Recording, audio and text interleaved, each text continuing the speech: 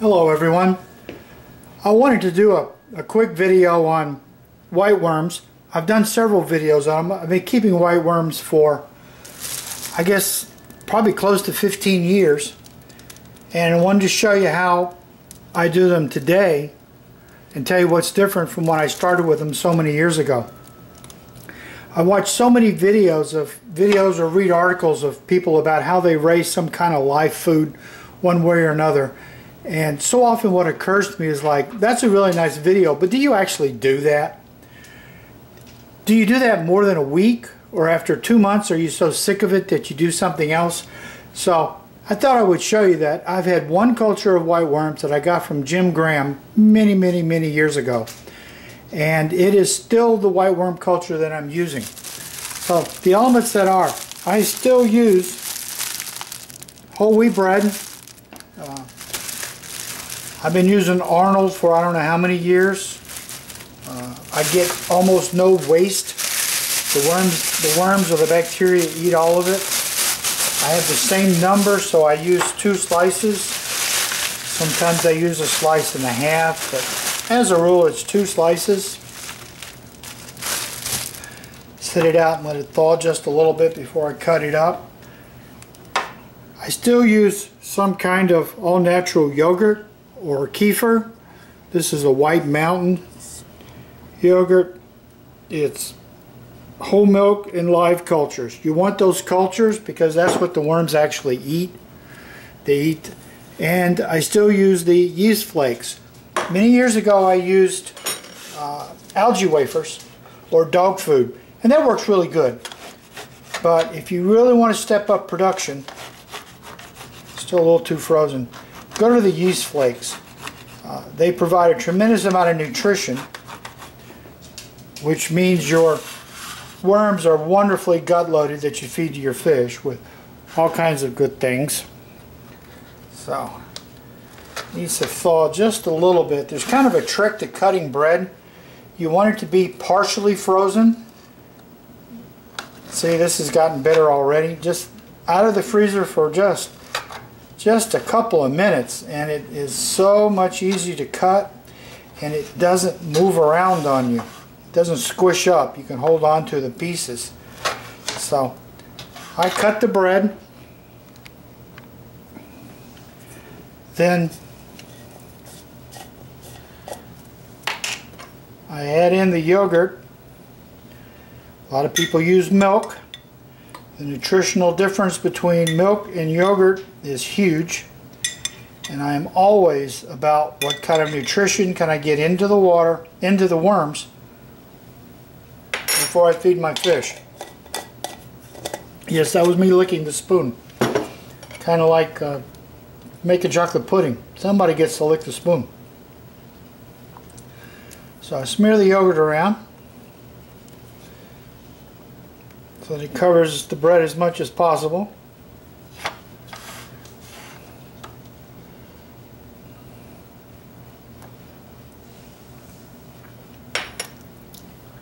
Since it's just yogurt and bread, you can lick your fingers. And then we go to the nutritional yeast. Now, nutritional yeast, see if I can get a close-up here. I can't do both, but you can see the listings of all the minerals and vitamins in it. This is really powerhouse stuff. And it comes in a variety of ways. I've found that if you get the powder, it's terrible. You can't get it to soak in. It's hard to work with. These are flakes, so you get pieces. I don't know where the flake part comes from, but at least it's big enough that you can dribble it on your bread. So the only difference from like 10 years ago is that I used to put algae wafers on there. They work very well, but the yeast works even better. So now we're going to go down. I'm going to reset up and move down to where the worms are and show you how the worms are doing. Alright, here's my setup. Here's my food ready to go. My water for collecting. So we'll start working through the tubs. Take the first top off and get a little piece here.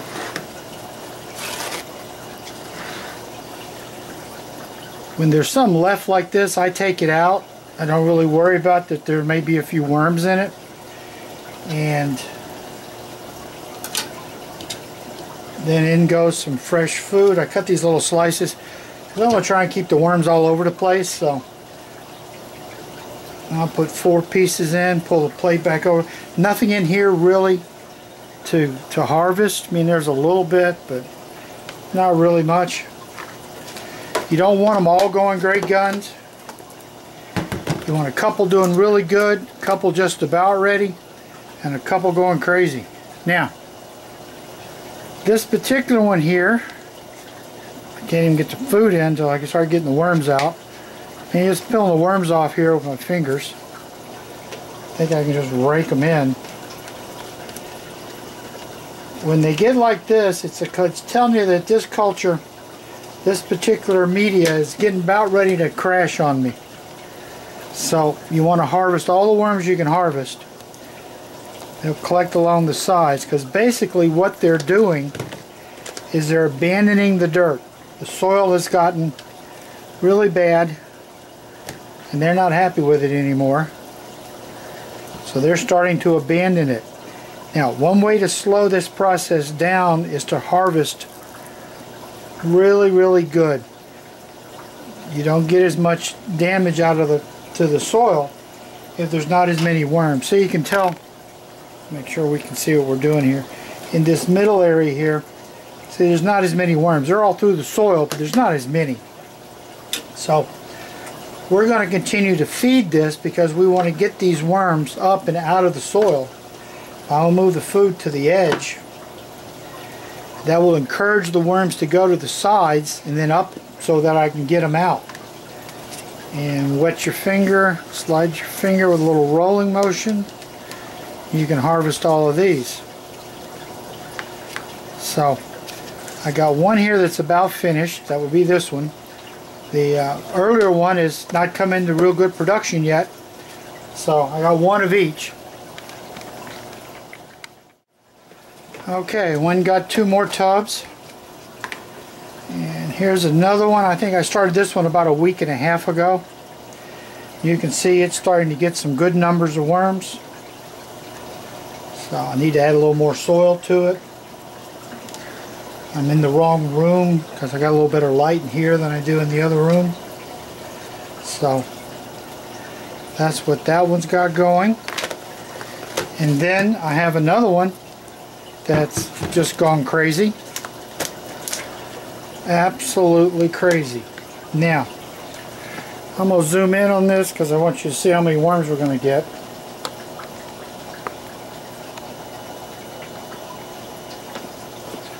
Okay, I'm just going to rake across here and rake across and see what I can do here. Now, see how many worms? That's out of this one little section here. Now I'm going to come over and I can do it again. Another full big batch of worms.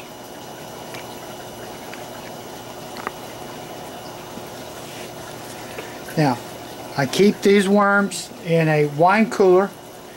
When I went to get these, I saw the thermometer on it said it was 57 degrees. 53 to 60, anywhere in there is just outstanding for keeping white worms. That's why you need to use a wine cooler. The soil is what I bought on sale at one of the box stores, so it's a Miracle Grow potting mix.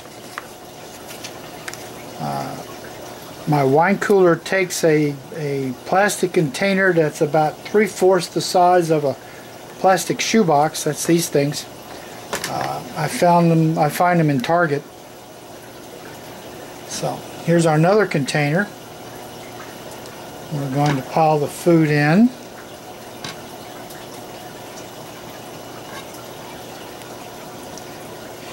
Now, this one's getting a little long in the tooth also. So what we've done, so I got 2 in the middle and 2 getting toward the end. Here's a brand new one. There's the potting mix I was telling you about. And it's time to get a new culture started. So we're going to put in the food scattered around. Dogs are going to be mad I don't have any left over for them. And then we got to start this as a new culture. Now this is just potting soil. I've had the container in the refrigerator so it's cold. And now I'm going to take a turkey baster and suck up a whole bunch of these worms. That gets moisture into the potting soil and gets the worms right on top of where the food's located. So as you can see, and so here's a great new culture that started.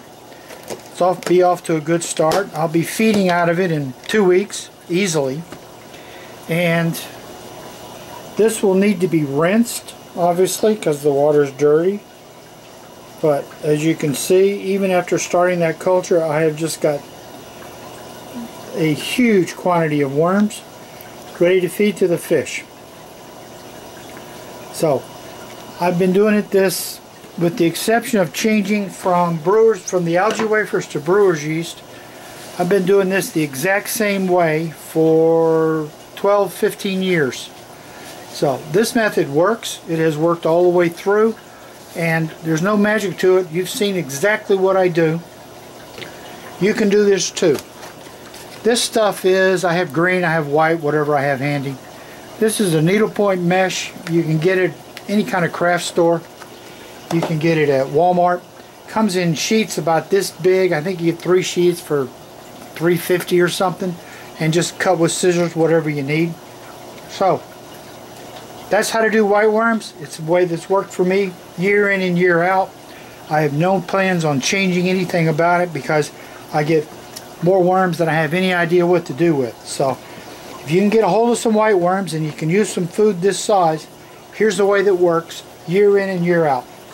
So happy white worming. Thank you for watching.